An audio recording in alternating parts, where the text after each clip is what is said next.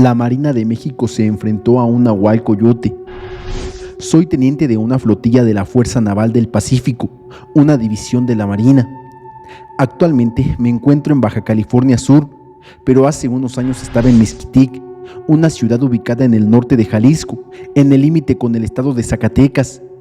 Me sorprendió saber que a pesar de tener más de 300,000 hectáreas de territorio, solo 25 hectáreas son utilizadas como área urbana, la cual se divide entre las más de 400 comunidades que componen la ciudad. Este dato revela que el 99% del territorio está disponible para actividades criminales u otras de naturaleza peculiar. Durante mi estancia en Mezquitic, escuchaba frecuentemente historias de lugareños acerca de criaturas singulares que deambulaban por las orillas del río Bolaños durante las noches. Estos rumores solían originarse por los supuestos aullidos que emitían dichas criaturas. Aunque muchos creían en estas historias, yo siempre las descartaba, ya que atribuía dichos sonidos a los aullidos de los coyotes, animales comunes en la zona, cuyo sonido no es agradable para el oído humano.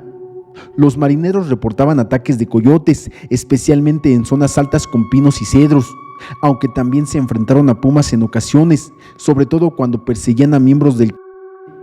Resultaba curioso que estos ataques solo ocurrieran en tales situaciones y no durante las guardias habituales diurnas o nocturnas. Durante septiembre, en noches lluviosas, los marinos comenzaron a avistar una criatura extraña, cuyo sonido se asemejaba al de los coyotes, pero más grave y gutural. Dado que gran parte del territorio es zona forestal, sugería a las autoridades la posibilidad de tratarse de una especie canina no descubierta hasta entonces. Destaqué que la criatura solo se escuchaba en noches lluviosas. Un operativo nocturno reveló un gran incidente. Un marino reportó un ataque de la criatura con disparos y gritos de fondo, mencionando que la criatura superaba los 2 metros de altura antes de perderse la comunicación. Pese a la pronta respuesta de refuerzos, solo encontraron con heridas mortales causadas por enormes garras. Ante esta tragedia, insistí a las autoridades enviar a un experto, o de lo contrario consideraría eliminar a la criatura por la seguridad de todos. Aunque los ultimátums no son bien recibidos por las autoridades superiores, no podía permitir más bajas por causa de esta misteriosa criatura. 3 días después enviaron a alguien, era un biólogo o algo así por el estilo. El tipo era agradable, no parecía tener ninguna intención de fastidiarme, aunque sus jefes sí. Yo había reportado a este animal como potencialmente, por lo que ahora debía acompañar al biólogo a encontrar a esta misteriosa criatura. Comenzamos ese mismo día en la tarde. Llevé 3 vehículos conmigo con sus respectivos elementos. Fuimos a la zona donde había sido el ataque y comenzamos a buscar huellas. No había dejado de llover en una semana, era una lluvia leve, pero suponía que eso era suficiente para borrar cualquier rastro. De pronto, el elemento Flores informó haber encontrado algo. El biólogo y yo fuimos al sitio para descubrir que en el lodo había huellas que claramente eran de un coyote. El problema era el tamaño, ya que eran al menos 4 veces más grandes que la de un coyote normal. También se alcanzaban a apreciar las garras, definitivamente eran las que estaban en los cuerpos de los marinos que habían muerto en la noche de la. El biólogo mencionó que las huellas indicaban un patrón de caminata diagonal y que las huellas de las patas delanteras y traseras caían en lugares diferentes, lo que confirmaba que se trataba de un canino. El biólogo sugirió revisar la corteza de los árboles cercanos. Encontramos marcas de garras, las mismas que estaban marcadas en el lodo. Estas marcas estaban por encima de los 3 metros, lo que significaba que ese canino era capaz de trepar los árboles, o que además de andar en 4 patas, también podía andar en 2. Recolectamos muestras y el biólogo las envió para su estudio. Él, al igual que nosotros, estábamos completamente asombrados, solo de imaginar las monstruosas dimensiones de ese animal. Sabíamos que los resultados de las muestras tardarían en llegar, así que seguimos rastreando a la criatura, sobre todo en las noches lluviosas. Hacíamos guardia en el lugar hasta escuchar el gruñido del animal.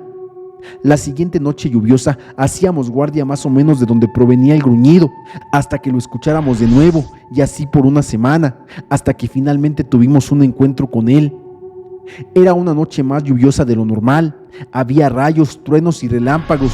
El cielo se estremecía mientras la zona se iluminaba de tonos azules y amarillos leves. También había viento, aunque no demasiado. De pronto escuchamos un gutural gruñido, pero esta vez se escuchaba bastante cerca, prácticamente detrás de nosotros. Todos volvimos a los vehículos, estábamos alertas y preparados para terminar con la vida de esa criatura en caso de que intentara. Los gruñidos cada vez se hacían más fuertes.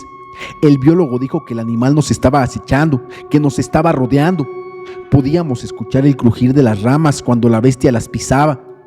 De pronto, un poderoso relámpago iluminó el lugar y pudimos ver por un instante a la criatura. Estaba a unos 10 metros de nosotros, de espaldas. Estaba a 4 patas y medía al menos 1,5 metros de alto. Su cuerpo era grueso como el de un oso, pero su forma era inconfundible.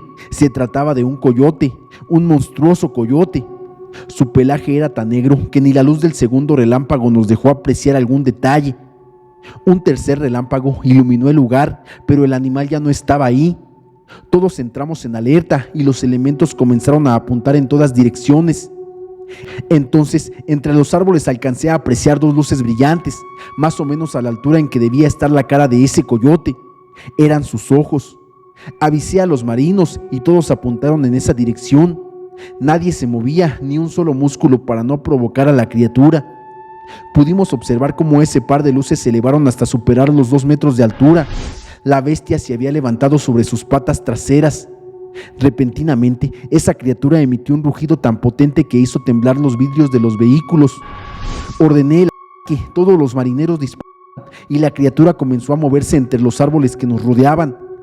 No se le podía ver, pero sabíamos hacia dónde se dirigía por las brillantes luces que eran sus ojos. Sin darme cuenta, embistió el vehículo en el que estábamos el biólogo y yo. La embestida fue tan fuerte que el vehículo se volteó de cabeza.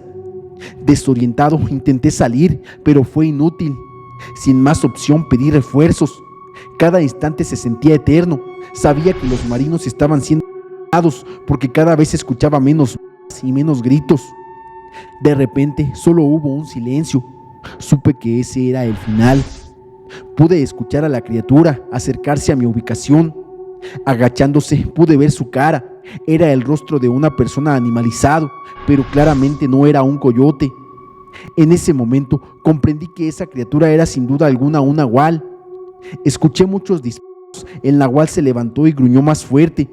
Entonces, más disparos de mayores calibres cayeron sobre la criatura. No tuvo más opción que huir.